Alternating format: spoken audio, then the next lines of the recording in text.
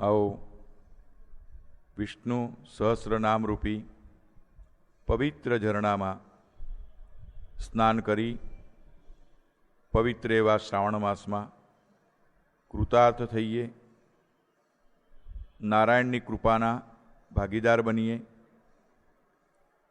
मन नारायणना चरणमां स्थिर करी श्लोक तरफ ध्यान आपीए। आजनो श्लोक छे अज सर्वेश्वर सिद्ध सिद्धि सर्वादिरच्युतः वृषा कपीरमेयात्मा सर्वयोग विनिश्रुतः। भगवान ने अज कया छे। अज शब्दनो अर्थ छे अजन्मा, जे क्यारे पण जन्म धारण करता नथी। आपने विचार आवे भगवान तो अनेक जन्मों धारण करे छे, तो पछी आवुं अज एवुं नाम केम आप्युं? जेने क्यारे पण जन्म धारण कर्यो नथी। भगवान अवतरे छे, आटलू ध्यान राखजो। कृष्णावतार ए जन्म नथी, कपिल अवतार ए जन्म नथी, रामा अवतार भगवाननो जन्म नथी थतो।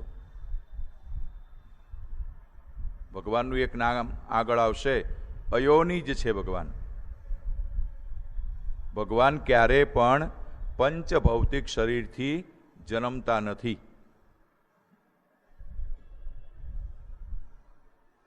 પંચ ભૌતિક શરીર જેને ધારણ કર્યું છે એ જન્મ ધારણ કરે છે। આપણી ઘણી બધી ગેરસમજો હોય છે।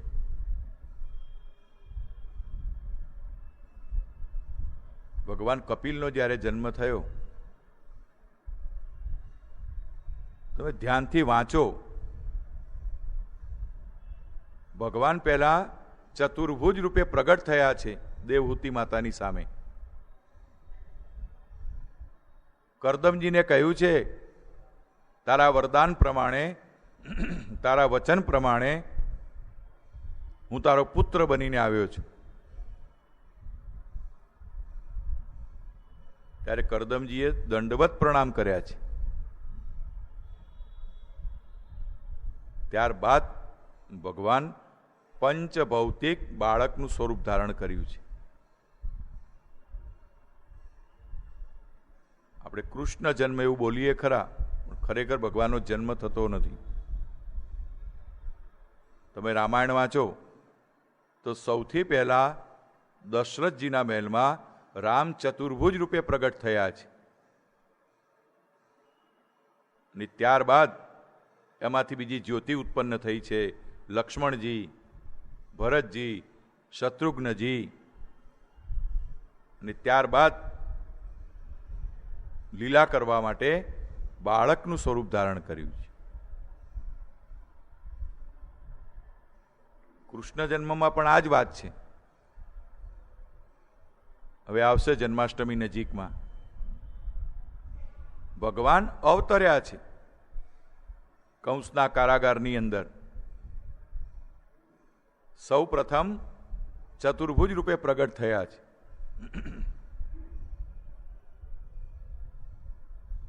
અને ત્યાં એક બહુ સુંદર વાત લખી છે કે ભગવાન કૃષ્ણનું જ્યારે પ્રાગટ્ય થયું ત્યારે વસુદેવજીને એમને ટકોર કરી છે।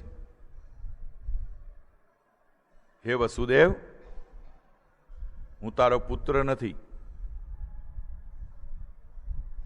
ત્યાં બહુ સુંદર શ્લોકો, આખો સંવાદ આપેલો છે। મને ક્યારે પણ પુત્ર રૂપે તું માનતો નહીં, બ્રહ્મ ભાવથી મારું સ્મરણ કરજે, તરી જઈશ। એટલે તમે જુઓ, ક્યારે પણ વસુદેવજીએ કૃષ્ણને પુત્ર કયા નથી। ત્યાં દેવોએ પણ સ્તુતિ કરી છે કારાગારમાં આવીને. સત્યવ્રતમ સત્ય પરમ ત્રિસત્યમ સત્યશ્ચ યોનિમ નિહિતમ ચ સત્ય. બહુ સુંદર શ્લોકો આપેલા છે સ્તુતિના. તો ભગવાન કેવા છે? અજ છે. અજ એટલે ક્યારે પણ જન્મ ન ધારણ કરનારા. ભગવાન આવે છે, અવતરે છે. અવતરણ થવું એટલે ઉપરથી નીચે જ્યોતિ રૂપે આવે છે, લીલા કરવા આવે છે. એટલે વેદાંતમાં એવું લખ્યું છે, ક્યારે પણ ભગવાનને આપણી સાથે સરખાવશો નહીં. ભગવાનનું શરીર પંચભૌતિક નથી. કેટલાક ભગવાનને મનુષ્ય રૂપે જુએ. પરમાત્મા ક્યારે પણ પંચભૌતિક હોઈ શકે નહીં. જેટલા જેટલા અવતારો છે એમાં એક પણ અવતાર એવો નથી કે જેમાં અંતે અગ્નિદાહ કરવામાં આવ્યો હોય. રામાવતારમાં પણ તમે જુઓ તો રામજી એ શરીર લઈને ગયા છે, અગ્નિદાહ થયો નથી. કૃષ્ણાવતારમાં પણ તમે જુઓ ભગવાન સ્વશરીરે ગયા છે. અગ્નિદાહ કોને કરવો પડે? જેનું શરીર પંચભૌતિક હોય. બહુ સુંદર નામો છે ભગવાનના, એટલા બધા રહસ્ય છુપાયેલા છે. આગળનું નામ છે સર્વેશ્વર. સર્વના ઈશ્વર, સર્વ વસ્તુઓના માલિક. આ નામને તમે ક્યારે યાદ કરજો? જ્યારે કોઈ વ્યક્તિની સ્મશાન યાત્રા જતી હોય ને ત્યારે તમે આ નામને યાદ કરજો. સર્વેશ્વર. હાથ ખાલી હશે. ગમે તેવો કરોડપતિ હોય, અબજોપતિ હોય, દોમ દોમ સાહેબી હોય, પણ જ્યારે એની સ્મશાન યાત્રા જતી હોય ને ત્યારે આ નામને યાદ કરવું પડે કે હે પ્રભુ, ખરેખર સર્વનો માલિક તો તું જ છે. એક સળી ન લઈ જઈ શકે, એક સળી નહીં. માણસનું મૃત્યુ થાય ત્યારે બે જ વસ્તુ એ જોડે લઈ જઈ શકે છે. જમણી બાજુ પુણ્ય ચાલતું હોય, ડાબી બાજુ પાપ ચાલતું હોય. બધા બોલે પાછા, રામ બોલો ભાઈ, જતા જતા કહેતા જાય આપણને રામનું ભજન કરો. અંતે તો આ જ છે, આ વરઘોડો નીકળવાનો જ છે. માણસ બહુ મારું મારું મારું, કેટલા બધા ઝઘડા કરે સંપત્તિ માટે. પત્ની મારી, બાળકો મારા, આ બંગલો મારો, આગળનું ચોગાન મારું. દિવાલો બનાવે, આ જગ્યા મારી છે, આ ખેતર મારું છે. ભાઈ, જે આપ્યું છે એમાં સંતોષમાન કંઈ તારું નથી. સિકંદરની વાતમાં લખેલું છે કે સિકંદરે પોતાના વસિયતનામામાં લખ્યું કે જ્યારે પણ મારો જનાજો નીકળે મારા હાથ ખુલ્લા રાખજો. કેમ? તો દુનિયાને જીતનારો આજે ખાલી હાથે જાય છે.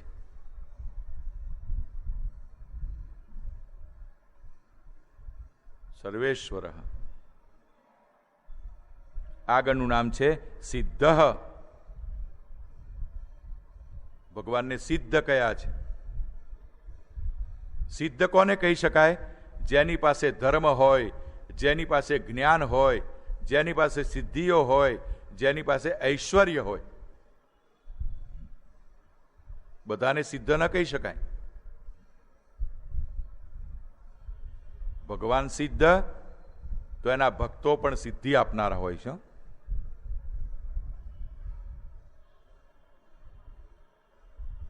આપણી આ ગાદી સિદ્ધિ આપે તો એ માગો એ આપે, પણ પહેલાં પરીક્ષા કરે, નિત્ય આવે છે કે નહીં, માથું નમાવે છે કે નહીં, કયા ભાવથી આવ્યો છે. ભગવાનના જે ભક્તો છે એમની પાસે પણ સિદ્ધિ હોય છે. તો ભગવાનને સિદ્ધ કયા છે.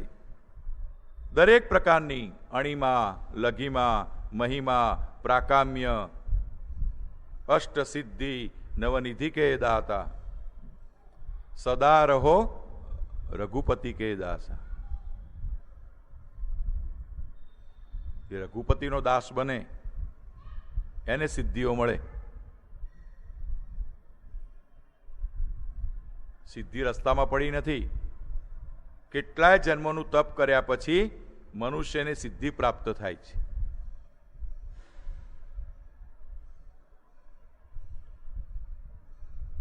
ભગવાન સિદ્ધ છે.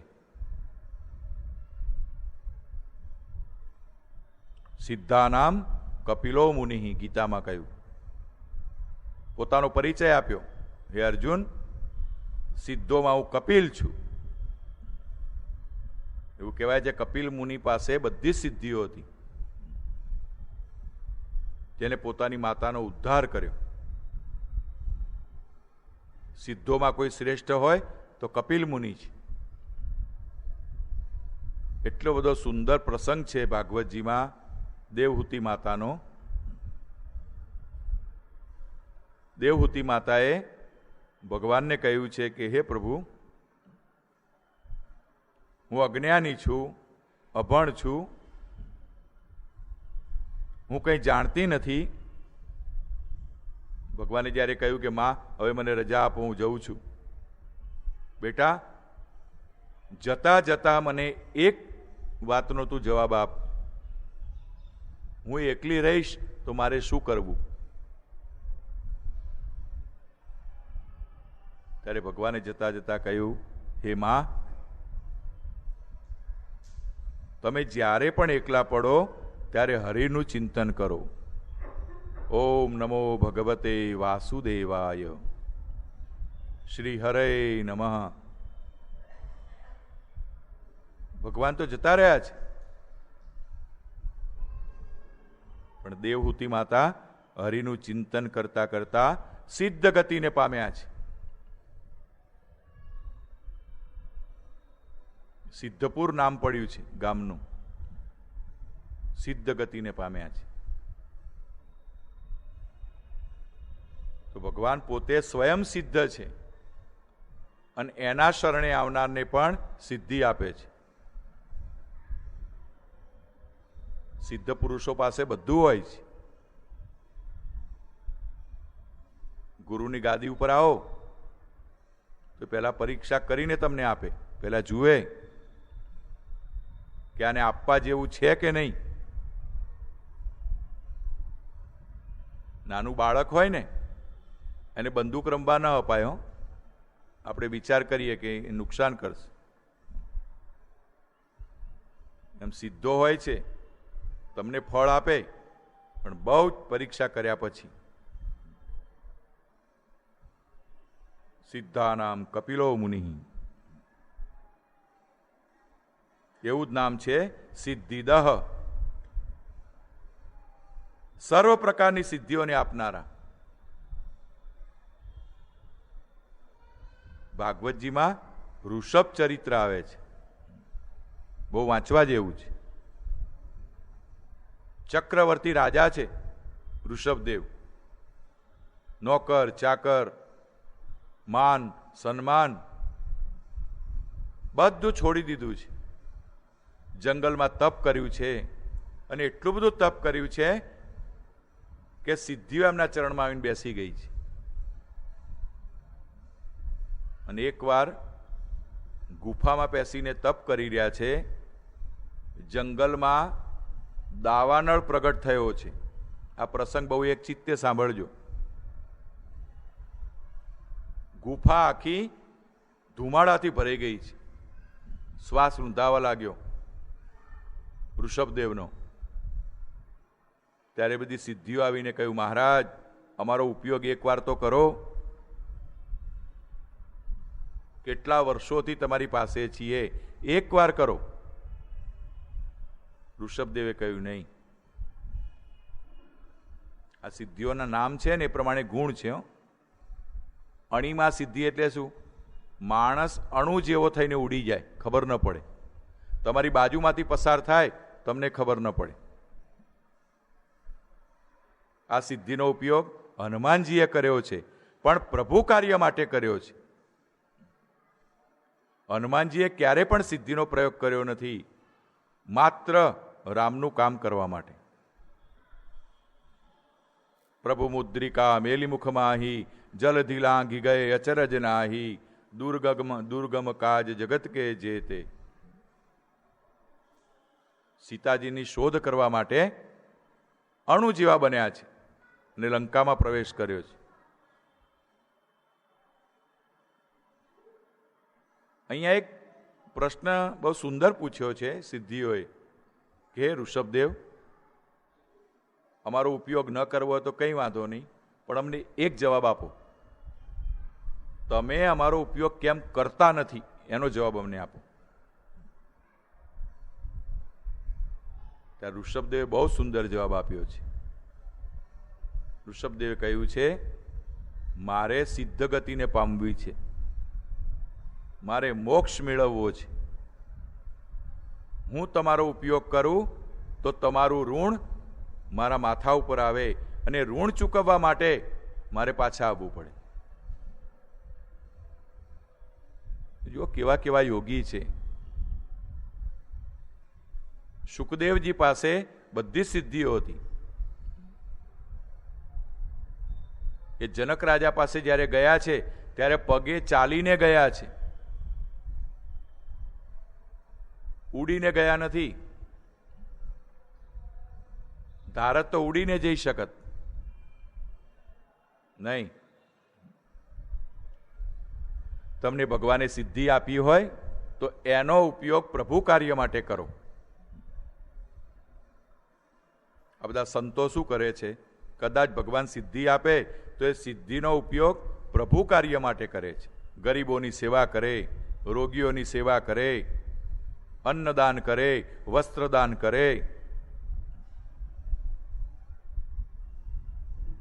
ઘણા બધા સિદ્ધ લોકો પાસે સિદ્ધિઓ હોય છે, પણ એનો ઉપયોગ માત્ર ને માત્ર લોક કલ્યાણ માટે કરતા હોય છે. સિદ્ધિનો ઉપયોગ ક્યારે પણ પોતાના સ્વાર્થ માટે કરી ન શકાય.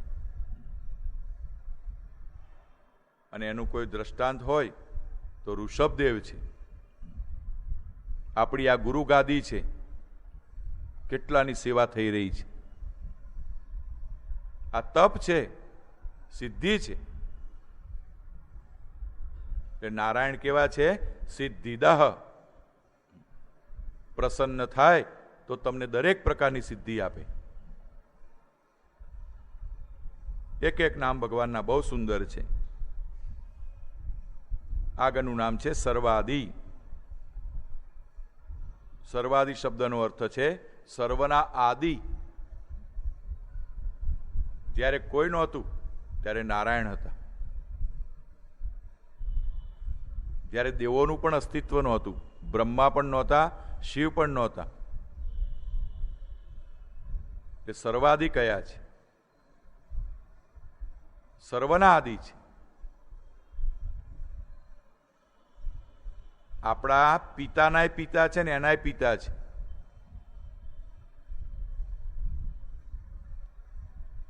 આગળનું નામ છે અચ્યુત. વિષ્ણુ સહસ્રનું આ સારામાં સારું નામ છે, અચ્યુત.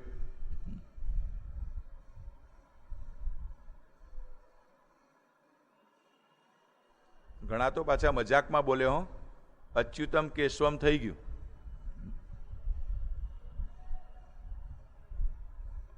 કોઈ કાર્ય પૂરું થાય ને એટલે કે બધું અચ્યુતમ થઈ ગયું.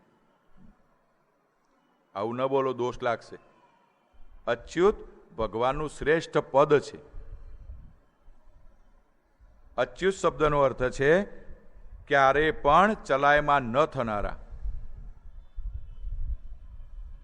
પોતાના કર્તવ્યમાંથી ક્યારે પણ ચ્યુત થતા નથી.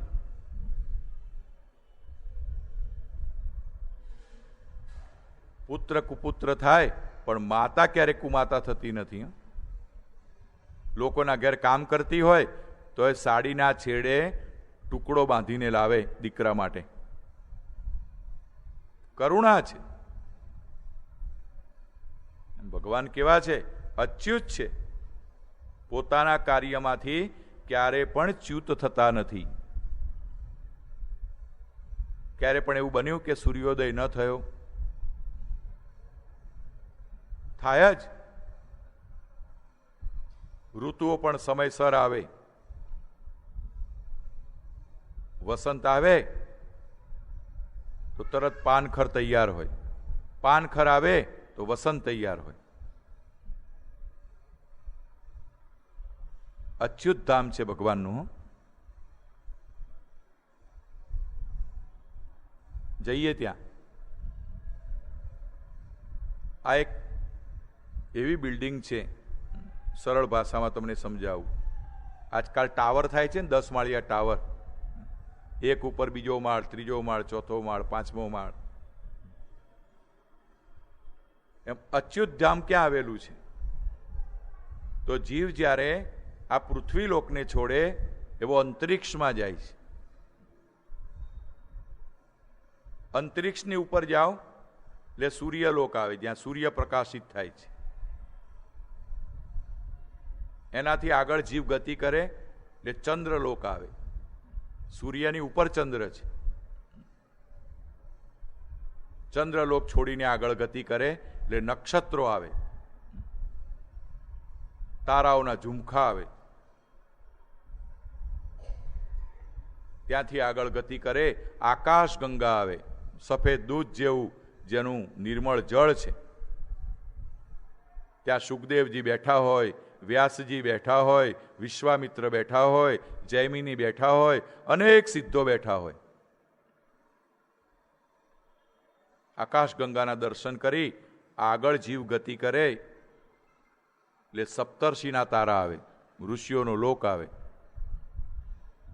વિશ્વામિત્ર, જમદગ્નિ, ભરદ્વાજ, ગૌતમ, અત્રિ, વશિષ્ઠ, કશ્યપ, અરુંધતી માતાના દર્શન થાય. ત્યાંથી આગળ જીવ ગતિ કરે ધ્રુવલોક આવે.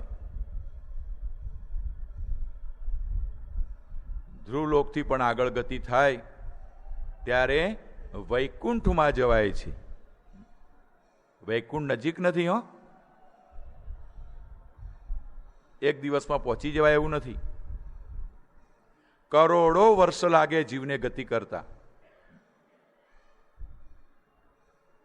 અને વૈકુંઠથી આગળ જાઓ એટલે ભગવાનનો ગોલોક આવે, જ્યાં નિત્ય રાસલીલા થાય, જ્યાં ભગવાન યુગલ સ્વરૂપે છે, લક્ષ્મીનારાયણ રૂપે છે, રાધા કૃષ્ણ રૂપે છે. અને એનાથી આગળ જાઓ ત્યારે સૌથી ઉપર ભગવાનનું અચ્યુત ધામ આવે છે. ત્યાં ભગવાન એકલા છે, કોઈ જ નથી. કોઈ નોકર ચાકર નહીં, કોઈ સેવક નહીં, કોઈ ભક્ત નહીં. ભગવાન એકલા બેઠા છે. અને કયું સ્વરૂપ છે? ચતુર્ભુજ સ્વરૂપ છે. અને ત્યાં બેઠા બેઠા સર્વનું નિરીક્ષણ કરે, 14 બ્રહ્માંડોનું સંચાલન કરે. આ અચ્યુતધામ કોને પ્રાપ્ત થાય? કોઈ સુખદેવજી જેવો યોગી હોય ને એ કદાચ ત્યાં જઈ શકે, કદાચ.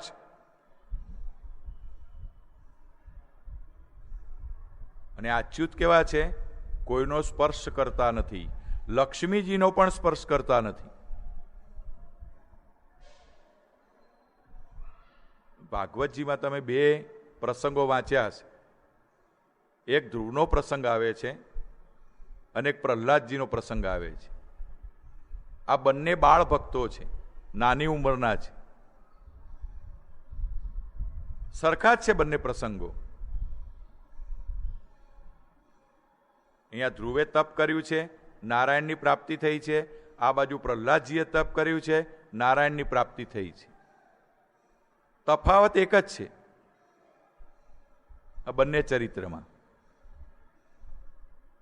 ભગવાને એકનો સ્પર્શ કર્યો છે, એકનો સ્પર્શ કર્યો નથી. બહુ ધ્યાનથી સાંભળજો.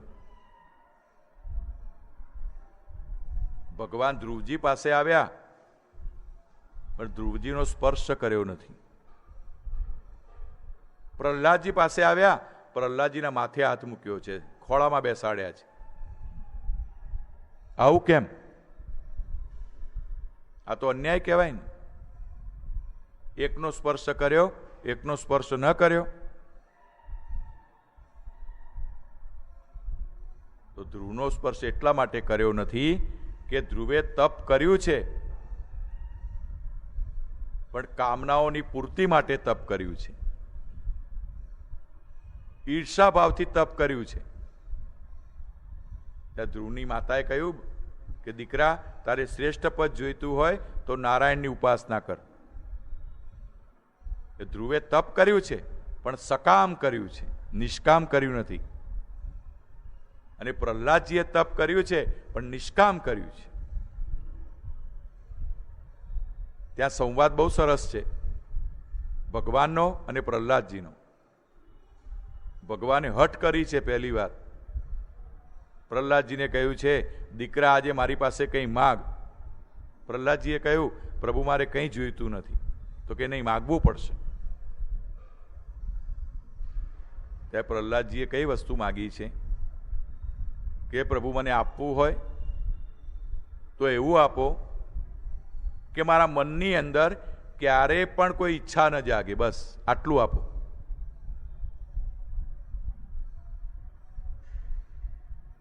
ને ધ્રુવજીએ શું માગ્યું છે? મને ઉચ્ચ પદ પ્રાપ્ત થાય. આપણે બધા ભક્તિ કરીએ છીએ પણ આપણી ભક્તિ ધ્રુવ જેવી છે. કંઈક મનમાં ઈચ્છા લઈને ભક્તિ કરીએ છીએ, માટે ભગવાન આપણો સ્પર્શ કરતા નથી. આ અચ્યુત કેવા છે કે જેના મનની અંદર કામનાઓ ભરેલી છે એવા જીવનો ક્યારે સ્પર્શ કરતા નથી. જે નિષ્કામ છે ભગવાન એને ઉચકી લે છે, ખોળામાં બેસાડે છે.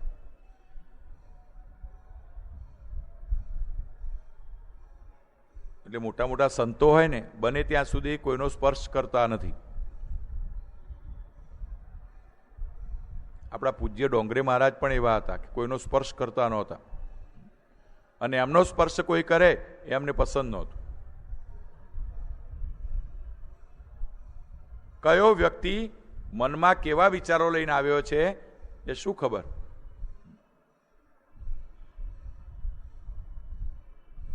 બહુ સુંદર નામ છે.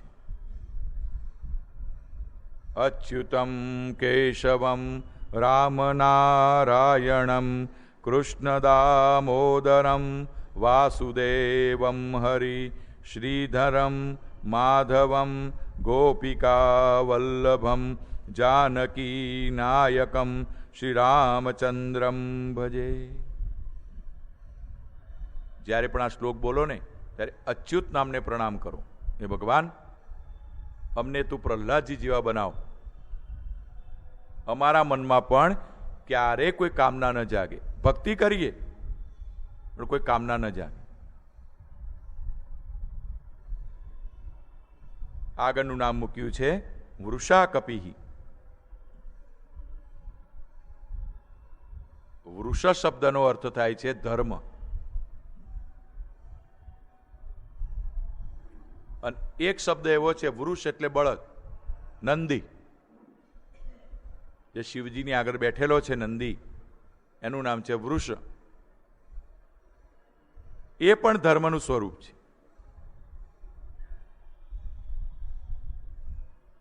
પૃથ્વીનો ઉદ્ધાર કરવા માટે જેને વરાહ રૂપ ધારણ કર્યું, વૃષાકપી એટલે.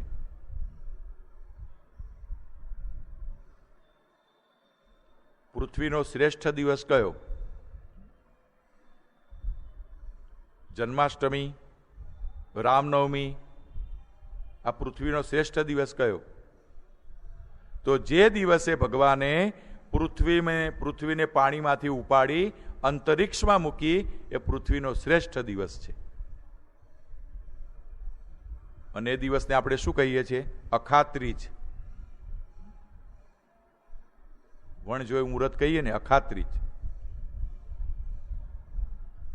એ દિવસે ભગવાને પૃથ્વીનો ઉદ્ધાર કર્યો છે.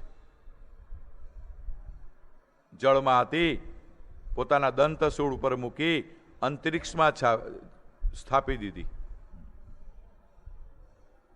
પૃથિવ્યામ ઉદ્ધૃતાયાંતુ યદ કલ્યાણમ પુરાકૃતમ ઋષિભિ સિદ્ધ ગંધર્વૈ તત્કલ્યાણમ બ્રુવંતુ નઃ.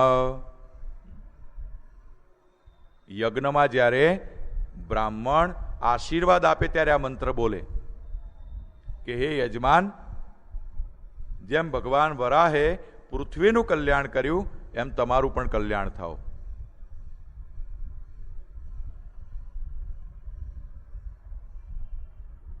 પૃથ્વીનો શ્રેષ્ઠ દિવસ છે. અને ભગવાન કેવું કલ્યાણ કરે? શાશ્વત કલ્યાણ કરે. તમે અંતરિક્ષમાં જુઓ ટેલિસ્કોપ લઈને તો પૃથ્વી કેવડી છે? રાઈના દાણા જેવડી. આપણે ગુજરાતીમાં બોલીએ કે રાઈના દાણા જેવડી પૃથ્વી ભગવાને ધારણ કરી છે. મોટા મોટા પદાર્થો. પણ આજ સુધી પૃથ્વીનો વાળ વાંકો થયો નથી. ફર્યા જ કરે, ફર્યા જ કરે. કોઈને ટકરાય નહીં, એને કોઈ અહિત ન કરે. ભગવાન જ્યારે કલ્યાણ કરે ને જીવનું, ત્યારે એનું શાશ્વત કલ્યાણ કરે.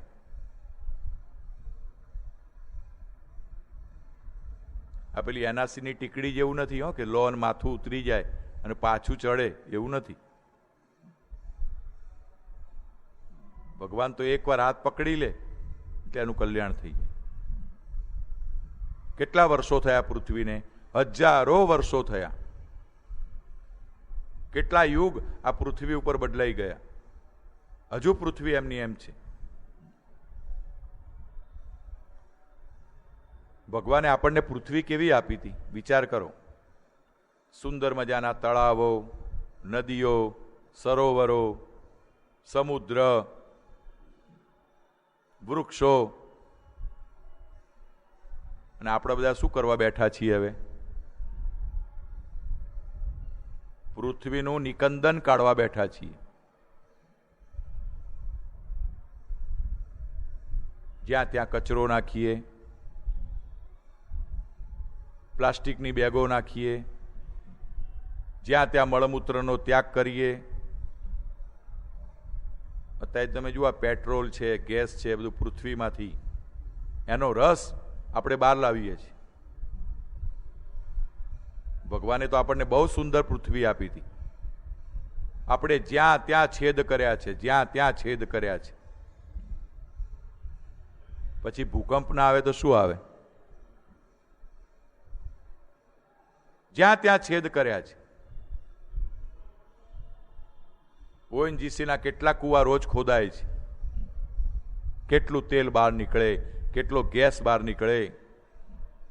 વૃક્ષોને કાપી નાખીએ, જંગલોને કાપી નાખીએ. તમે પૃથ્વીને બચાવશો તો પૃથ્વી તમને બચાવશે. તમે શરીરને સાચવશો તો શરીર તમને સાચવશે. ભગવાનના ઉપકારને ભૂલવો નહીં. આ પૃથ્વી આપણી નથી, વરાહ ભગવાનની છે.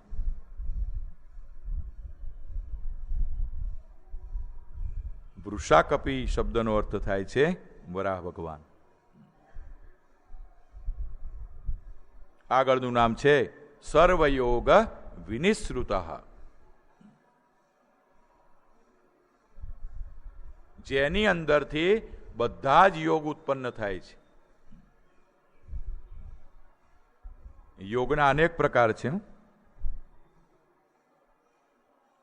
યોગ શબ્દનો અર્થ છે જોડાઈ જવું, ભેગા થઈ જવું, મળી જવું.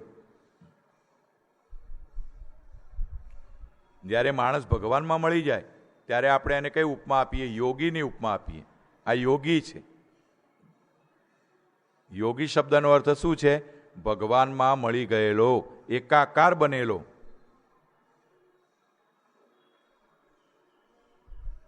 કેટલા બધા યોગ છે, પણ તમારી ઉપર જ્યારે ભગવાનની કૃપા થાય ત્યારે તમને જોડે યોગ સાથે. જનક રાજાને કર્મયોગ સાથે જોડી દીધા, કર્મયોગી. મીરાબાઈને ભક્તિ યોગ સાથે જોડ્યા, અંબરીશને ભક્તિ યોગ સાથે જોડ્યો. રાજા હોવા છતાં પણ એનું મન ઠાકોરજીમાં છે. સુખદેવજીને જ્ઞાન યોગ સાથે જોડ્યા. તમારી યોગ્યતા પ્રમાણે ભગવાન તમને એ માર્ગ તરફ લઈ જાય.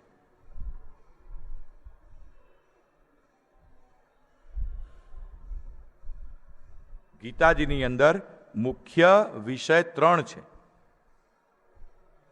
ભક્તિ યોગ, કર્મયોગ અને જ્ઞાન યોગ. 3 માર્ગ આપ્યા છે ભગવાને. પસંદ તમારે કરવાનો છે. તમારે કર્મના માર્ગે ચાલી અને ભગવાન સાથે જવું છે, ભક્તિ માર્ગે ચાલી અને ભગવાન સાથે જવું છે, કે જ્ઞાન માર્ગ તરફ જવું છે. આ 3 રસ્તા છે ને, અંતે તો વૈકુંઠ તરફ જાય છે, આગળ જઈને ભેગા થાય છે.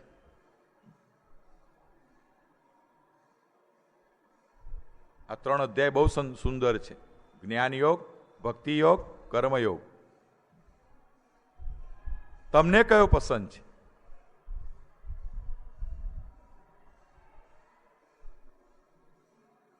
જેવો તમારો ભાવ હશે, ભગવાન તમને એ યોગ સાથે જોડશે. ગીતાજીમાં એક વાક્ય બહુ સુંદર આપેલું છે. ભગવાને અર્જુનને એમ કહ્યું કે હું માનો કે કોઈની ઉપર બહુ ખુશ થઈ જાઉં તો એક જ વસ્તુ આપું છું. હું કોઈને ધન આપતો નથી, હું કોઈને સંપત્તિ આપતો નથી, પણ એક વસ્તુ આપું છું: દદામી બુદ્ધિયોગમ તમ તેન મામ ઉપયાંતિ તે. આપણે ગીતા વાંચીએ છીએ ને, પણ એક એક શબ્દનો તમે વિચાર કરો. શું આપું છું? બુદ્ધિયોગ આપું છું. અને જેની પાસે બુદ્ધિયોગ આવે એ મને પ્રાપ્ત કરે. બુદ્ધિયોગ વડે એ મને પ્રાપ્ત કરી લે છે. બુદ્ધિ તો પેલા ચોરમાં પણ છે. ચોરી કેવી રીતે કરવી એમાં એ માસ્ટર છે. રાત્રે તમે સૂતા હોય ને બધું લઈ જાય.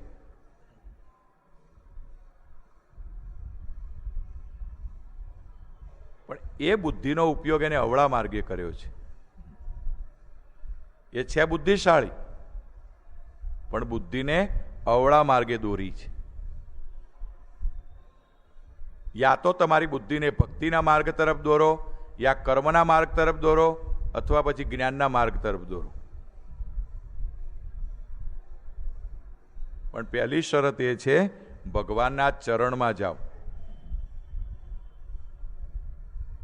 છોકરો સ્કૂલમાં જ ન જાય તો એને આવડે કઈ રીતે?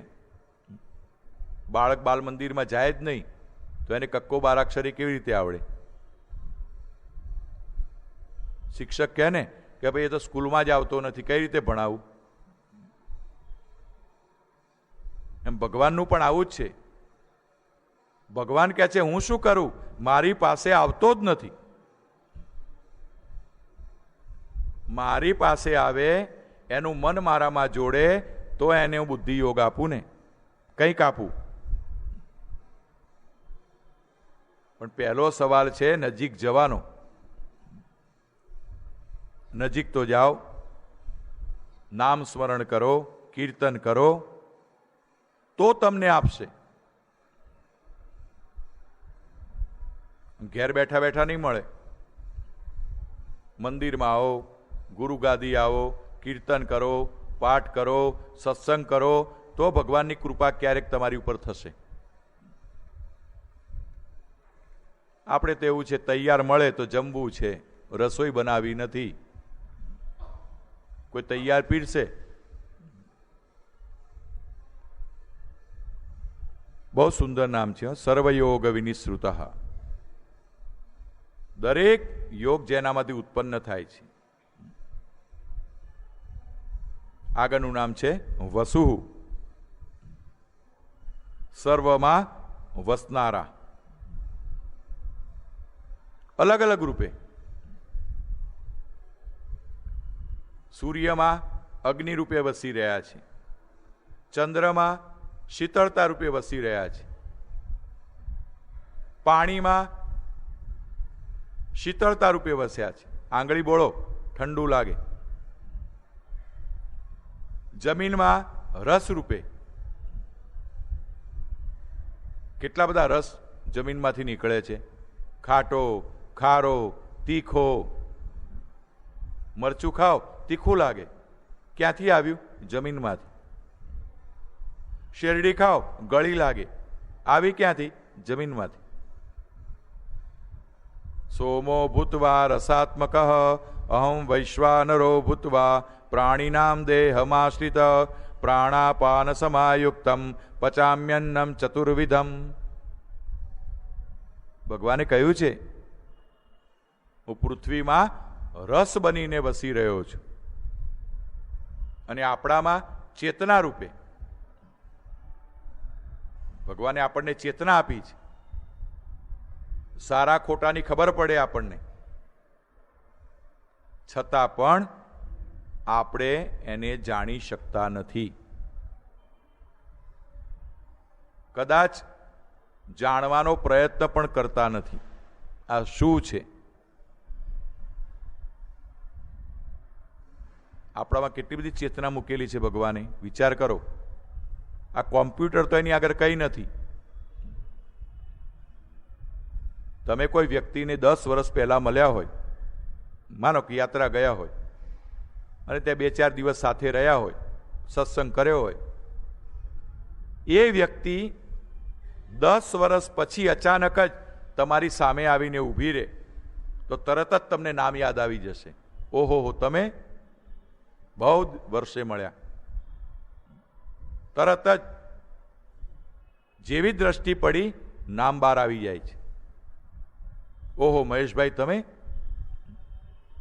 10 વર્ષ પહેલા મળ્યા છો, છતાં નામ સુપર થઈ જાય છે તરત જ. કેમ? તમારામાં ચેતના રૂપે ભગવાન રહેલા છે. વિચાર તો કરો. તમે આટલા બધા બેઠા છો, એકવાર મળ્યા હશો તો યાદ રહેશે. સામે આવશે એટલે તરત થશે કે હા, મંદિરમાં મળ્યા હતા. કેટલું ચૈતન્ય આપ્યું છે ભગવાને તમને. તમે જે ઘેર જાઓ છો તો ઘર ભૂલી જાઓ છો? ઘર યાદ રહે છે. આ ચેતનાનો ઉપયોગ કરો. કે ભગવાન કેવા છે? વસુહુ, વસી રહેલા છે, ધબકી રહેલા છે. વસુ શબ્દનો એક અર્થ એવો પણ થાય, લક્ષ્મી. ગુજરાતીમાં કહેવત છે, વસુ વિનાનો નર પશુ. જેની પાસે જ્ઞાન નથી એ પશુ જેવો છે. આપણામાં ને પશુમાં ફરક એક જ છે. તૃણન ન ખાદંતી. આપણે ઘાસ ખાતા નથી, એ ઘાસ ખાય છે. એ આડા ચાલે છે, આપણે સીધા ચાલીએ છીએ. એમને પૂંછડી છે, આપણે નથી. તો જેનામાં જ્ઞાન છે એ મનુષ્ય છે, જેનામાં જ્ઞાન નથી એ પશુ સમાન છે. વસુ નામ બહુ સરસ છે. આગળનું નામ એવું જ છે, વસુ મનાહા. વસુ મનાહા. ભગવાન કેવા છે? શ્રેષ્ઠ મનવાળા. હો, શ્રેષ્ઠ મનવાળો કોણ બને ભાઈ? જેના ઉપર નારાયણની કૃપા હોય. બાકી તો માણસો મારું તારું એમાંથી ઊંચા આવતા નથી. સ્વાર્થ, અદેખાઈ, અભિમાન. કંઈક મદદ કરી હોય ને તો કઈ બતાવે.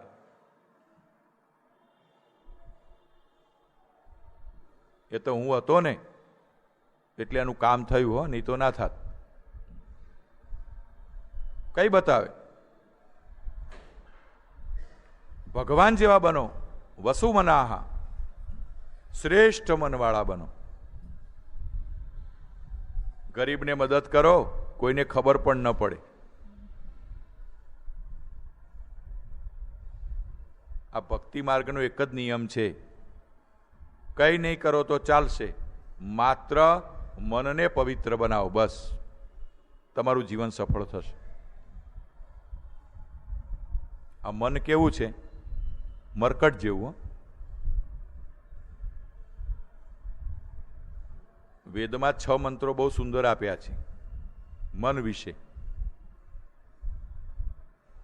જજ્જાગ્રતો દૂરમુદૈતિ દૈવન તદુ સુપ્તસ્ય તથૈવૈતિ દૂરંગમં જ્યોતિખાન જ્યોતિરેકંતન્મે મનઃ શિવસંકલ્પમસ્તુ. આ મંત્રમાં ભગવાનને પ્રાર્થના કરી છે, હે પ્રભુ, મારું મન સારા સંકલ્પો વાળું બને, ભક્તિના માર્ગ તરફ જવા વાળું મળે. તમારી અંદર જે મન પડેલું છે ને, આમાં સુષુપ્ત મન, એ બહુ જોરદાર છે. યસ્મિન રેચઃ સામજજુ ગુંખી જસ્મિન પ્રતિષ્ઠિતા રથનાભા વિવારાહ. આ મનની અંદર અનેક જન્મોની વાસનાઓ પડેલી છે, અનેક જન્મોની. આ જન્મની નહીં, અનેક અનેક.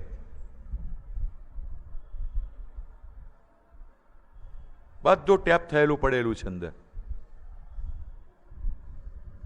જેમ તમે સાયકલનું ચક્ર જોયું છે, એમાં પેલા તાર હોય છે, આરા કહેવાય એને. એ બધા આરા વચ્ચે જોડાયેલા હોય છે. એ જ રીતે આપણા મનની અંદર અનેક જન્મોની સ્મૃતિ પડેલી છે, અનેક અનેક.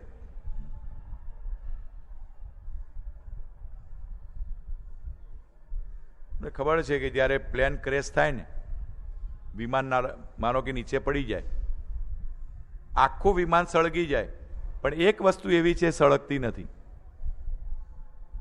જેને આપણે શું કહીએ છીએ? Black box. એક એવું બોક્સ હોય છે, એની અંદર બધા ડેટા હોય. વિમાન ક્યારે પડ્યું, કેવી રીતે પડ્યું, કયા સમયે પડ્યું. એ માણસને સ્મશાનમાં લઈ જાય, શરીર બળી જાય, પણ એક વસ્તુ બળતી નથી, ધ્યાન રાખજો. અને એ વસ્તુ કઈ છે? તમારું મન. આ જન્મે જે મળ્યું છે એ જ આવતા જન્મે મળશે. એવું ને એવું લઈને જશો તો એવું ને એવું મળશે.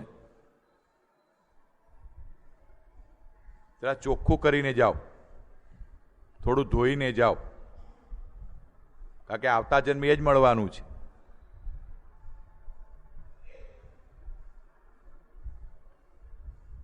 બ્રાહ્મણનો દીકરો હોય, ઘરમાં પૂજાપાઠ થતા હોય, પવિત્ર હોય, મંત્રો બોલાતા હોય, એ બ્રાહ્મણનો દીકરો ન ખાવાની વસ્તુ ખાતો હોય, ન પીવાની વસ્તુ પીતો હોય, અને એક શૂદ્રનો દીકરો છે કે જેના ઘરની અંદર ક્યારે મંત્ર બોલાતો નથી, પૂજાપાઠ થતા નથી, ઘંટડી વાગતી નથી, એનો દીકરો સત્સંગમાં જઈને બેસે છે, ગુરુની સેવા કરે છે. આ શું બતાવે છે? મન. પેલા અનેક જન્મોની વાસના એને ત્યાં બેસવા દેતી નથી. દોડી દોડીને એ જ વસ્તુ તરફ ગતિ કરે છે. જે વાસનાઓ એના મનમાં સંગ્રહાયેલી છે. ગમે એટલો સમજાવો તો એ દોડી દોડીને ત્યાં જ જાય છે, ત્યાં જ જાય છે. કોલસો હોય ને, કોલસો એ કાળા રંગનો હોય. હાથમાં પકડો, હાથ કાળો થાય. એને પાણીથી ધુવો તો એ કાળો ને કાળો જ રહે. એનો રંગ બદલવો હોય તો શું કરવું પડે? પાછો જ્યાંથી આવ્યો છે ત્યાં નાખો અગ્નિમાં, એટલે કાળામાંથી લાલ થઈ જશે.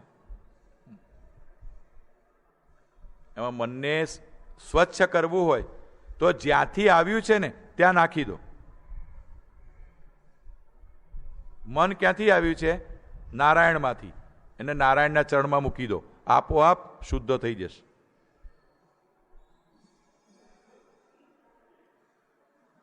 કોઈ બેન હોય ને, આમ બજારમાં ફરવા નીકળી હોય, સાડીની દુકાન આગળથી પસાર થાય,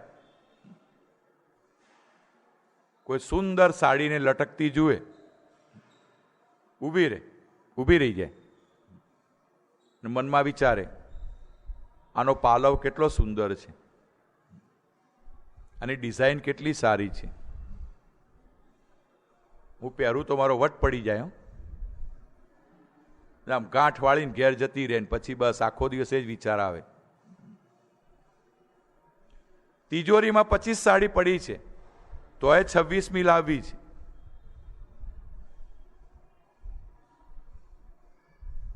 કેમ? દ્રષ્ટિ પડી. તો વેદમાં કહ્યું છે, મનને બહાર જવાનું બહારનું કહ્યું તો કે આંખો. તમારી દ્રષ્ટિ જ્યાં પડે ને ત્યાં ચોંટી જાય. અરે વાહ, આટલું સરસ, વાહ. જેવી દ્રષ્ટિ પડી, ખરીદવાની ઈચ્છા થઈ. જોયું નથી ત્યાં સુધી કઈ નથી.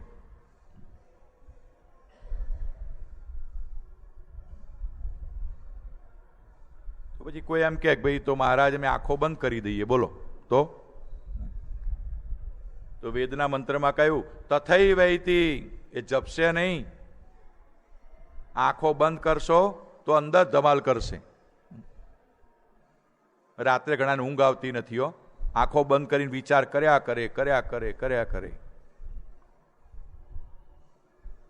તમને ઊંઘ ના આવતી હોય ને તો હું તમને એક દવા બતાવું. આંખો બંધ નહીં કરવાની, રાત્રે લાઈટ બંધ કરી આંખો ખુલ્લી રાખવાની અને એક જ કામ કરવાનું, ઓમ નમો ભગવતે વાસુદેવાય બોલ્યા જ કરવાનું. ક્યારે તમને ઊંઘ આવી જશે તમને ખબર નહીં પડે. આંખ બંધ કરવાનો પ્રયત્ન ના કરો.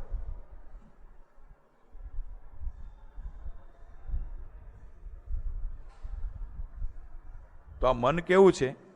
આંખો ખુલ્લી હોય ત્યાં સુધી દૂર દૂર ભાગે, અનેક વસ્તુઓમાં ચોંટી જાય.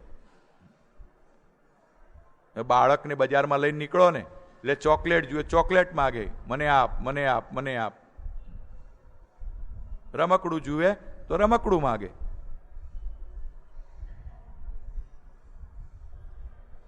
એટલે ભગવાનનું બહુ સુંદર નામ છે વસુ મનાહા. શ્રેષ્ઠ મનવાળા બનો. કોઈ તમને કંઈ ખરાબ બોલી જાય, અપશબ્દ, મનમાંથી કાઢી નાખો વાત. કોઈ તમારું અપમાન કરે, વાત કાઢી નાખો મનમાંથી. તમારું કોઈ અહિત કરે, એ વસ્તુને મનમાંથી કાઢી નાખો. તો બહુ સુંદર નામ છે વસુમનાહ. સત્ય આગળનું નામ મૂક્યું છે. સત્ય શબ્દનો અર્થ છે સદાકાળ અસ્તિત્વ ધરાવનારા. સત્ય કોને કહેવાય? આ તમે મારી સામે બેઠા છો, હું તમને જોઉં છું, તમે મને જુઓ છો, આ સત્ય નથી. આપણને આ પંખો ફરતો દેખાય છે, એ સત્ય નથી. કેમ સત્ય નથી? એ કાયમ રહેવાના નથી, સદાકાળ રહેવાના નથી.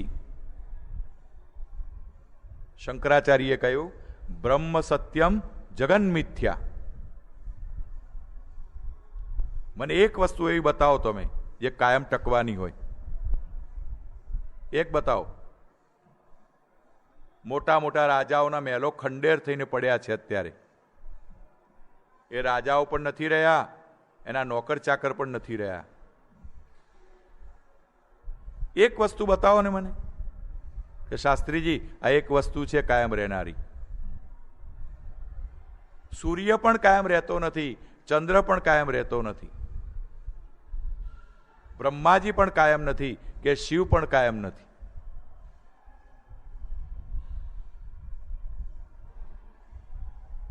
એટલે ભાગવતજીનો પહેલો શ્લોક છે સત્યમ પરમ ધીમહિ. વ્યાસજીએ શું લખ્યું છે? હું સત્યનું ધ્યાન કરું છું, હું કોઈ દેવનું ધ્યાન કરતો નથી. જે સત્ય તત્વ છે એનું ધ્યાન કરું છું. અને સત્ય કોણ છે? માત્ર ને માત્ર નારાયણ છે. ગમે તેવા યુગ આવે સદાકાળ પોતાના સ્વરૂપમાં સ્થિત છે. કિમ નામ સત્યમ. શંકરાચાર્યજીને કોઈ પ્રશ્ન કર્યો, બાપજી સત્ય કોને કહેવું?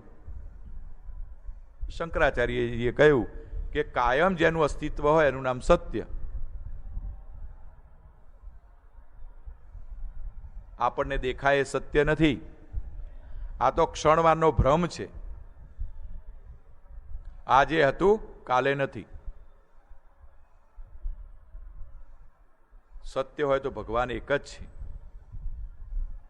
માટે એને આપણે સત્યનારાયણ કહીએ છીએ. સત્યનારાયણ એટલે જે કાયમ માટે અસ્તિત્વ ધરાવે છે.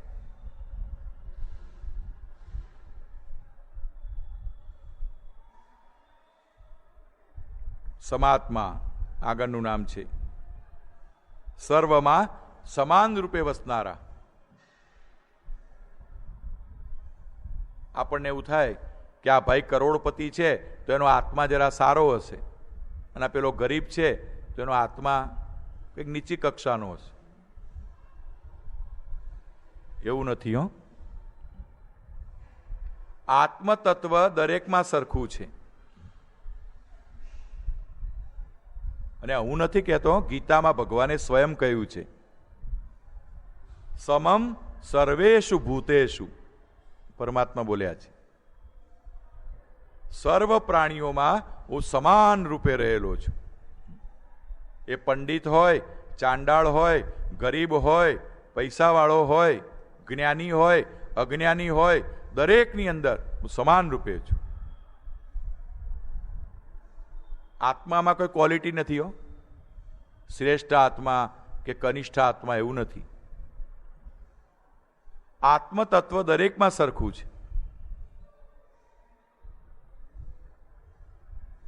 એટલે ભગવાને કહ્યું પંડિતા સમદર્શિનઃ. પંડિત કેવા હોવા જોઈએ? સમદર્શી. પણ પંડિત કહેવા કોને?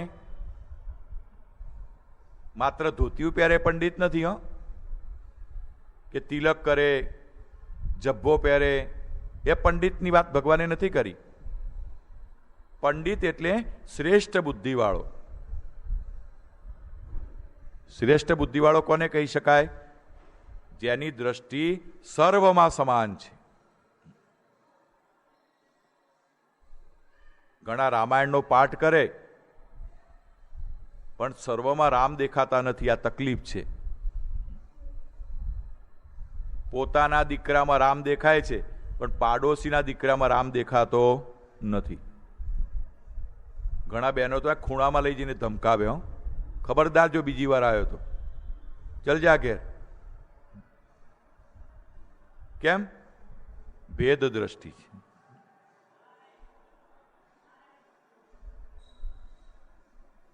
માટે તુલસીદાસે એક ચોપાઈ સરસ લખી, સિયા રામમય સબ જગ જાની, કરહુ પ્રણામ જોરી જુગપાની. રામ મેળવવા હોય તો સૌથી પહેલા સર્વમાં રામના દર્શન કર ભાઈ, પછી રામ મળશે. કોઈ ગાડી લઈને આવ્યો હોય તો આપણને જુદો ભાવ થાય છે. ઓહો,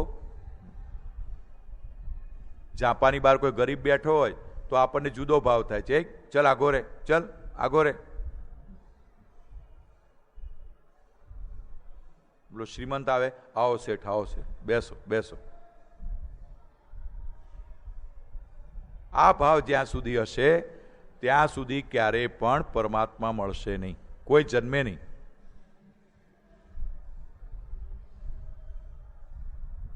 એટલે ભગવાનનું બહુ સુંદર નામ છે સમાત્મા, સમાન રૂપે ધબકી રહેલા. સંમિત, સર્વમાં જોવા મળતા. તમારામાં જેવો જીવ છે ને એવો જીવ પ્રાણી પક્ષીમાં પણ છે. કબૂતર દાણા ચણતું હોય ને, તમે ખાલી આમ કરજો, બધા ઉડી જશે. એને પણ ડર લાગે છે. તમે દાણા નાખજો, ઉપરથી નીચે આવશે, એને પણ ખબર પડે છે આ ખાવાની વસ્તુ છે. પાળેલું કૂતરું હોય ને તમને નહીં કરડે, એ ઓળખે છે કે આ મારો માલિક છે. સોસાયટીનું કૂતરું હોય ને એ સોસાયટીના સભ્યોને નહીં કરડે, ઓળખે છે. એનામાં પણ આપણા જેવી જ બુદ્ધિ છે. શરીરો જુદા છે. એટલે ઠાકોરજીનું એ નામ આપ્યું છે સંમિત,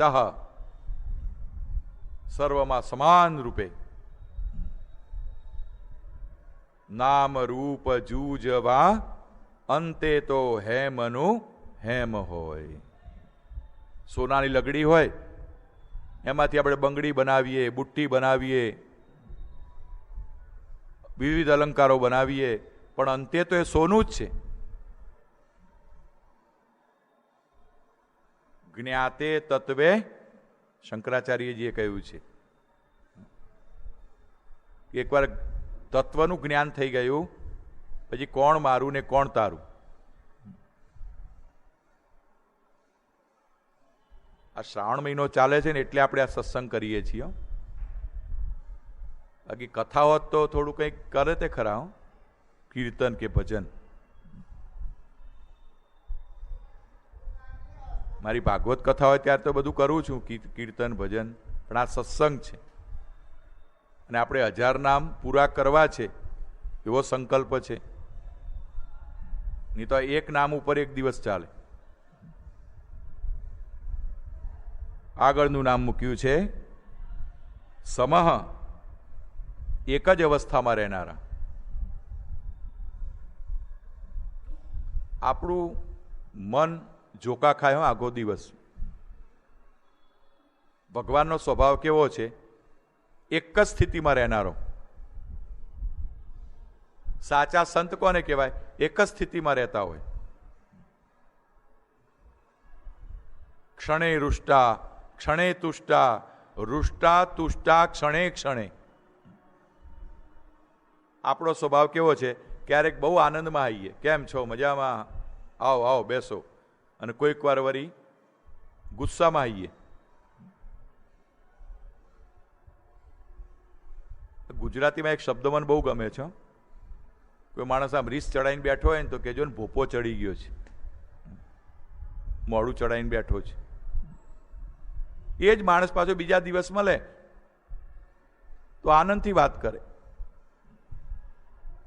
આપણા અને ભગવાનમાં આટલો જ ડિફરન્સ છે કે ભગવાન એક જ સ્થિતિમાં રહે છે, આપણી સ્થિતિ ક્ષણે ક્ષણે બદલાય છે.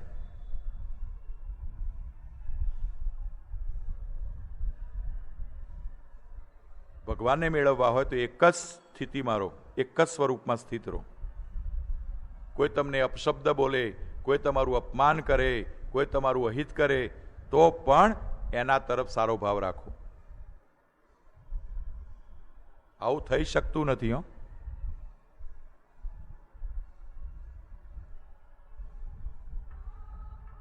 આગળનું બીજું સરસ નામ મૂક્યું છે ભગવાનનું, અમોઘ, જે ક્યારે પણ નિષ્ફળ જતા નથી. જેમની ક્રિયાઓ ક્યારે પણ નિષ્ફળ ગઈ નથી. તમે જુઓ કેટલા બધા અવતાર ભગવાને ધારણ કર્યા, કેટલી લીલાઓ કરી. કૃષ્ણ અવતારમાં કેટલી લીલા કરી, રામા અવતારમાં કેટલી લીલા કરી, પણ એક પણ લીલા એવી બતાવો કે નિષ્ફળ ગઈ હોય. ભગવાનના બાણ કેવા છે? અમોઘ છે. ભગવાનના કાર્ય કેવા છે? અમોઘ છે, ક્યારે નિષ્ફળ જતા નથી. અને આપણું કાર્ય નિષ્ફળ જાય છે એની પાછળ એક જ કારણ છે, આપણું મન એમાં પરોવાયેલું હોતું નથી. આપણે વિષ્ણુ સહસ્રનો પાઠ કરવા બેસીએ ને તો એ આપણી ક્રિયાઓ વારંવાર બદલાતી હોય. માથામાં ખણીએ, આજુબાજુ જોઈએ, કોણ આવ્યું છે કોણ નથી આવ્યું. ત્યારે ભગવાન તો જે લક્ષ્ય લઈને આવે એ લક્ષ્યને પૂરું કરે. અમોઘ બાણ છે ભગવાનના, નિશાન ઉપર જ વાગે. આપણો કોઈ ટાર્ગેટ જ નથી ને. તમે કોઈ લક્ષ્ય સાથે ભક્તિ કરો, કોઈ કાર્ય કરો લક્ષ્યની સાથે. બહુ સુંદર નામો છે. આગળનું નામ છે પુંડરીકાક્ષ. એની ચર્ચા આપણે આગળ કરી છે. કમળ સમાન નેત્રોવાળા, નિર્મળ, એટલે ભગવાનને પુંડરીકાક્ષ કયા છે. વૃષકર્મા, આગળ આ જ ઉલ્લેખ આવ્યો. ધર્મરૂપ, એક બીજો અર્થ એવો છે ધર્મને સાથે લઈને કાર્ય કરનારા.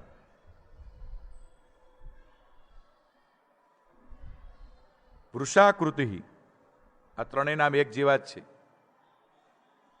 ધર્મનું સાક્ષાત સ્વરૂપ.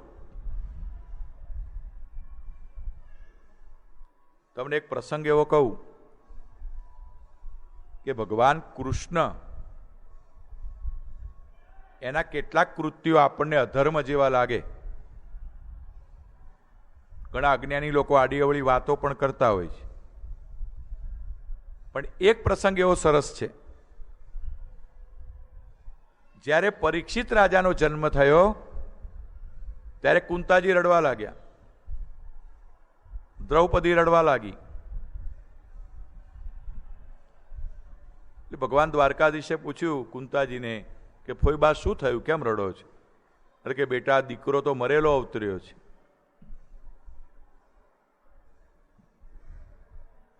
પરીક્ષિત રાજા મૃત અવસ્થામાં હતા, ન હાલે ન ચાલે ન આંખો ખોલે.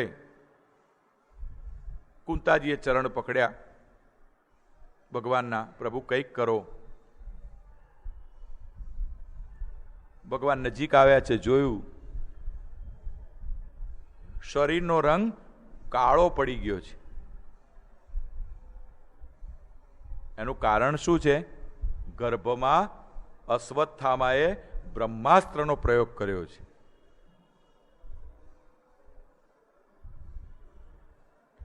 ભગવાને હાથમાં જળ લીધું, કુંતાજીને કહ્યું ફોઈબા જળ લાવો થોડું. પરીક્ષિતની બાજુમાં બેઠા ભગવાન બોલ્યા છે, જો મેં જીવનની અંદર ક્યારેય પણ અધર્મનો સાથ ન લીધો હોય, અધર્મનું કાર્ય ન કર્યું હોય તો આ પુત્ર જીવતો થાય. એમ કરીને જળ પરીક્ષિત ઉપર અર્પણ કર્યું અને પરીક્ષિત રાજા રડવા લાગ્યા. વિચાર કરો, ભગવાન ક્યારે પણ અધર્મને આગળ કરીને કાર્ય કરતા નથી. એટલે આ નામ બહુ સુંદર છે. વૃષાકૃતિ, ધર્મનું સાક્ષાત સ્વરૂપ. ધર્મ કોણ છે? તો ભગવાન પોતે જ ધર્મ છે. તમે ગીતાજી વાંચો છો ને, તો ગીતાજીમાં પહેલો શ્લોક તમે લેજો. ધર્મક્ષેત્રે કુરુક્ષેત્રે પહેલો શબ્દ કયો મૂક્યો છે? ધર્મ. અને ગીતાજીનો છેલ્લો શ્લોક વાંચજો. યત્ર યોગેશ્વર કૃષ્ણો યત્ર પાર્થો ધનુર્ધર તત્ર શ્રી વિજયો ભૂતિર ધ્રુવાનીતિર્મતિર્મમ. કયો શબ્દ આવ્યો છેલ્લે? મમ. પહેલો શબ્દ કયો છે? ધર્મ. આ બે શબ્દોને જોડી દો, એનો અર્થ શું થાય? ધર્મ મમ. ભગવાન એમ કહે છે ગીતાના ઉપદેશ દ્વારા, હું એક જ વસ્તુને મહત્વ આપું છું, ધર્મને. બીજા કોઈને મહત્વ આપતો નથી. એ પાંડવો હોય, કૌરવો હોય, યુધિષ્ઠિર હોય, દ્રોણાચાર્ય હોય, કોઈ પણ હોય. મેં પાંડવોને મહત્વ આપ્યું નથી, પાંડવોના જીવનમાં રહેલા ધર્મને મહત્વ આપ્યું છે.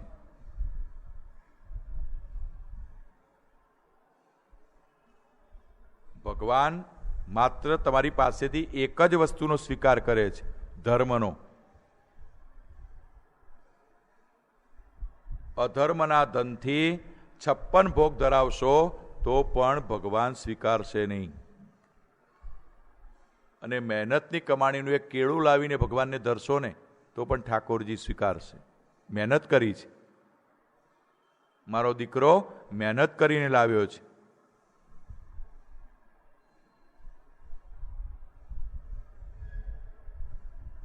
તો ભગવાનનું બહુ સુંદર નામ છે વૃષાકૃતિ, ધર્મનું સાક્ષાત સ્વરૂપ. પરીક્ષિત રાજા સજીવન થયા છે. જો ધર્મનું બળ ન હોત કૃષ્ણ જોડે તો પરીક્ષિત રાજા ક્યારે સજીવન થયા હોત નહીં.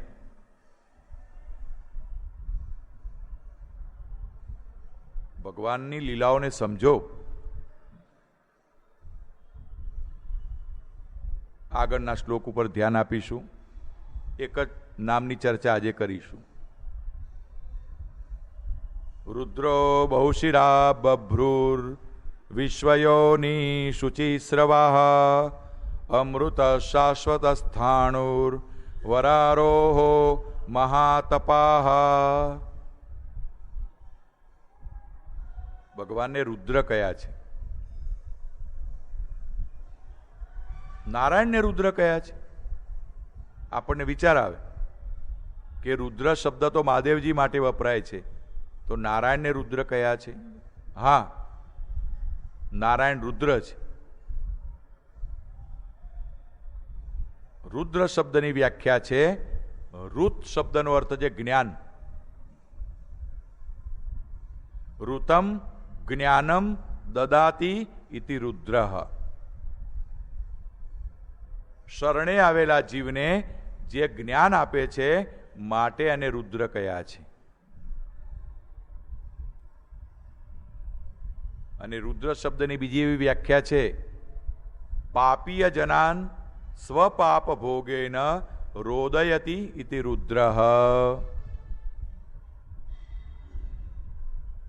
પાપીને એના પાપ કર્મોથી રડાવે, દુખી કરે, એનું નામ રુદ્ર. કોઈ પાપી હોય ને તો મારવાની જરૂર નથી, એના પાપ જ એને મારી નાખશે. જેટલા દૈત્યો છે ભગવાને માર્યા નથી, એમના પાપે જ એમને મારી નાખ્યા છે. એટલે શિવનું પણ એક નામ રુદ્ર છે. શિવ ભોળા છે પણ ગાંડા નથી. આપણા સમાજમાં ભોળાની છાપ ગાંડા તરીકે હોય છે. શિવ ભોળાનાથ છે પણ ગાંડાનાથ નથી. હો, એ કોના માટે ભોળા છે? ભક્તો માટે ભોળા છે. બાકી કપટી માટે તો એનાથી એ કપટી છે. એ વરદાન આપે પણ વરદાન આપ્યા પહેલા નારાયણને કહી દે કે જો વરદાન આપું છું, ધ્યાન તમારે રાખવાનું છે. આનું પરિણામ, એનો ફેસલો તમારે કરવાનો છે. કેમ? તો કે મારી પાસે સમય નથી, હું તો મારા ધ્યાનમાંથી જ ઊંચો આવતો નથી, આખો દિવસ ધ્યાન કરું છું. એટલે વરદાન આપીશ, પણ પાછળનું બધું તમારે સંભાળવાનું છે, શું કરવું એ. હિરણ્યકશિપુને વરદાન આપ્યું, સવારે ન મરું, સાંજે ન મરું, ઘરમાં ન મરું, બહાર ન મરું. પણ એના માટે ઉપાય કોણે કરવો પડ્યો? નારાયણે. શિવ તો છૂટી ગયા વરદાન આપીને.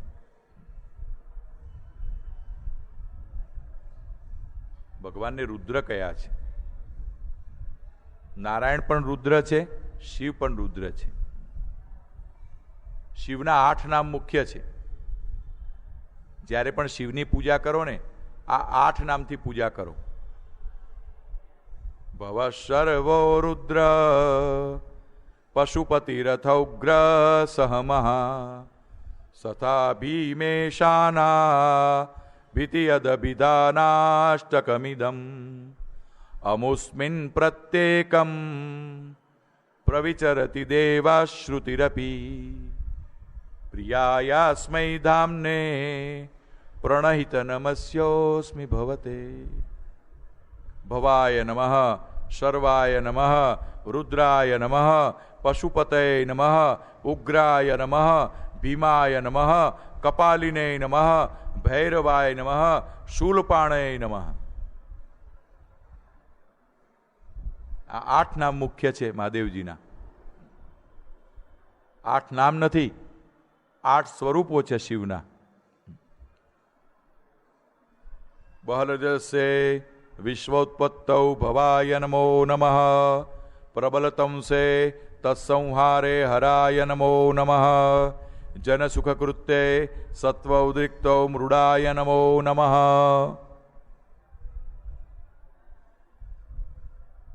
ભગવાન ભવ છે, સૃષ્ટિની ઉત્પત્તિ કરનારા છે, સર્વ છે, સંહાર કરનારા છે. આ કેવું કહેવાય? વિરોધાભાસ. સૃષ્ટિની રચના પણ કરે અને સંહાર પણ કરે.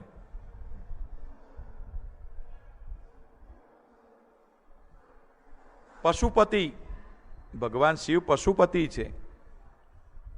આપણે બધા પશુ છીએ. પશુ શબ્દનો અર્થ શું થાય? પાશથી બંધાયેલા. પાશ એટલે દોરડું. અનેક જાતના બંધનોથી બંધાયેલા, એમાંથી મુક્ત કરે. આ ભવ જંજાળમાંથી મુક્ત કરી દે. ઉગ્રહ, આવેશમાં આવી અધર્મીનો નાશ પણ કરે. તો ભગવાનને રુદ્ર કયા છે. આગળનું નામ મૂક્યું છે બહુશિરા, અનેક મસ્તકો વાળા. કોઈ વ્યક્તિને 10-12 મસ્તક હોય કેવો લાગે? વિચાર કરો, જોવો ગમે?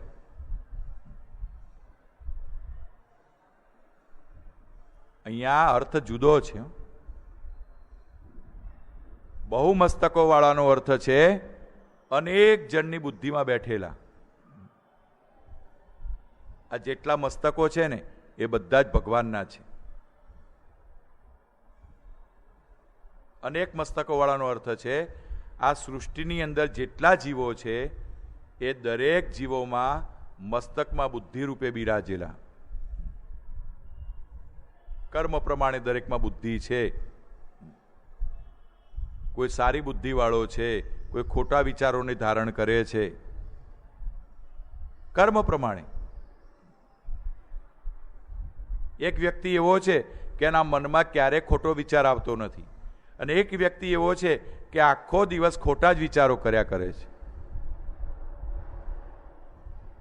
કર્મ પ્રમાણે વિચારોનું ભાથું.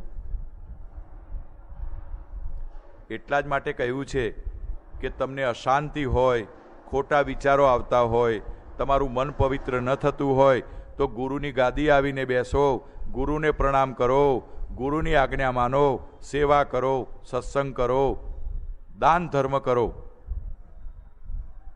ધીરે ધીરે ધીરે ધીરે તમારા મનની મલિનતા દૂર થઈ જશે. રૂમમાં કચરો વાળો ને તો એકી સાથે ના વળાય. ધીરે ધીરે ધીરે આ ખૂણામાંથી, પછી આ ખૂણામાંથી, પછી આ ખૂણામાંથી 10 મિનિટ લાગે ત્યારે કચરો ભેગો થાય. મન એકદમ પવિત્ર ન થાય. 1 વર્ષ, 2 વર્ષ, 3 વર્ષ, 10 વર્ષ નામ સંકીર્તન કરો, ગુરુની સેવા કરો, ગરીબોની સેવા કરો. એકવાર એવી કૃપા થઈ જશે કે તમારું મન નિર્મળ બનશે. તો અહીંયા બહુશીરા નામ સુધી આપણે આવ્યા છીએ. સમય થવા આવ્યો છે. ગુરુ મહારાજને વંદન કરીએ, સંતરામ મહારાજને વંદન કરીએ, ગુરુના ચરણમાં લીન બની વાણીને વિરામ આપીએ. સૌને જય મહારાજ.